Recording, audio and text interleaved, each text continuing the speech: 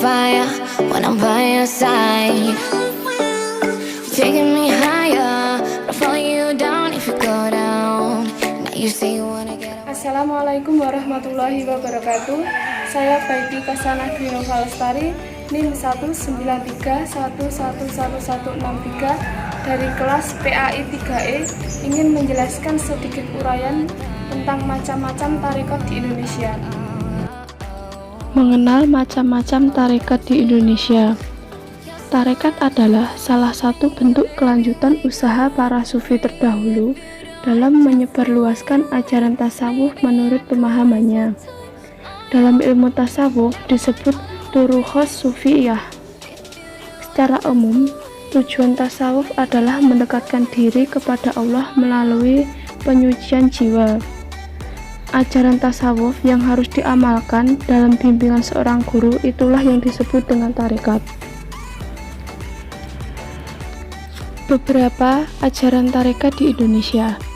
Yang pertama adalah tarekat Qadariyah, didirikan oleh Syekh Abdul Qadir Jailani yang sering disebut dengan Al-Jili, yaitu pada tahun 1077 sampai 1166.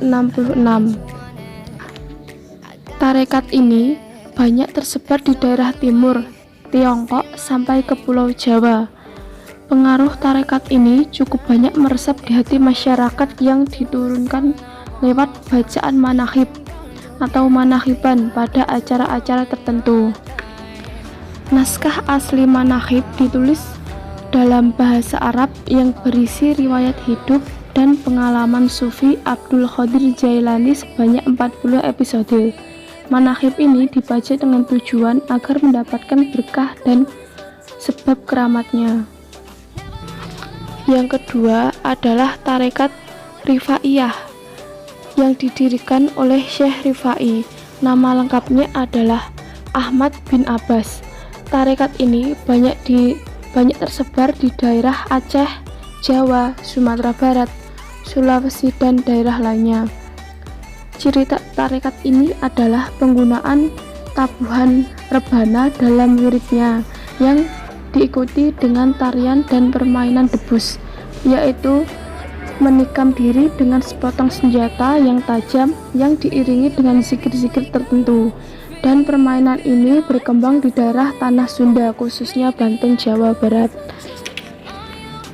Dan yang ketiga adalah tarekat Naqsyabandi, didirikan oleh Muhammad bin Bahuddin Al-Uwais Al-Bukhari pada tahun 727 sampai 791.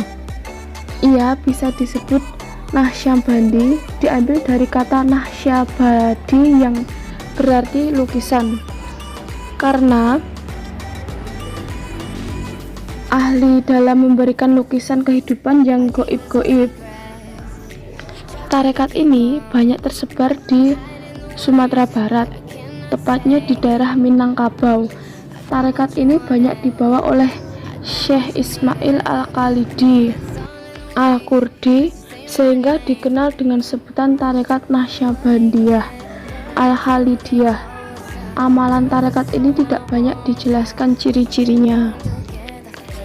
Yang keempat ada tarekat Samaniyah, didirikan oleh Syekh Salman yang meninggal dalam tahun 1720 di Madinah.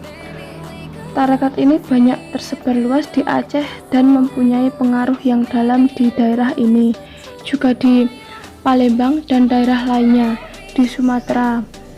Di Jakarta, tarekat ini juga sangat besar pengaruhnya, terutama di daerah pinggiran kota. Di daerah Palembang, orang banyak yang membawa riwayat Syekh Saman sebagai tawasul untuk mendapatkan berkah. Ciri tarekat ini zikirnya dengan suara keras dan melengking, khususnya ketika mengucap lafal La ilaha illallah. Juga terkenal dengan nama Rotib Saman yang hanya mempergunakan kata Hu yang artinya dia Allah. Syekh Salman ini juga mengajarkan agar mencintai dunia, menukar akal basyariah dengan akal rohaniyah, beriman hanya kepada Allah dengan tujuan tulus ikhlas. Yang kelima, tarekat Halawitiyah didirikan oleh Yahiruddin pada tahun 1397 Masehi di Khurasan dan merupakan cabang dari tarekat Suhrawardi yang didirikan oleh Abdul Qadir Suhrawardi yang meninggal tahun 1167 Masehi.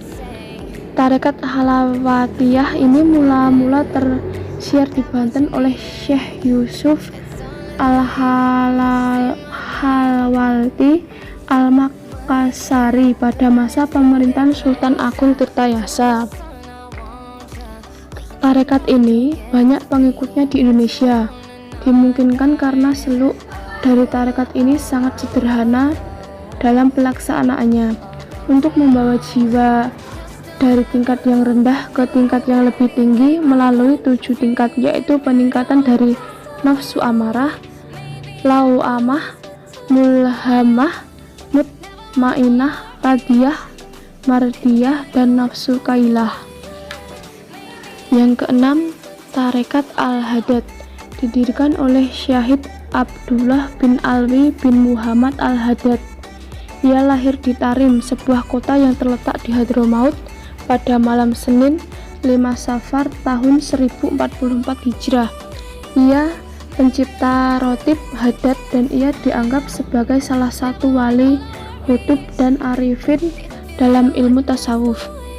Ia banyak mengarang kitab-kitab dalam ilmu tasawuf, diantaranya kitab yang berjudul Nashihud Diniyah atau nasihat agama, dan Al-Mu'awanah fi Suluk Thoriq Akhirah atau pendukung mencapai hidup di akhirat.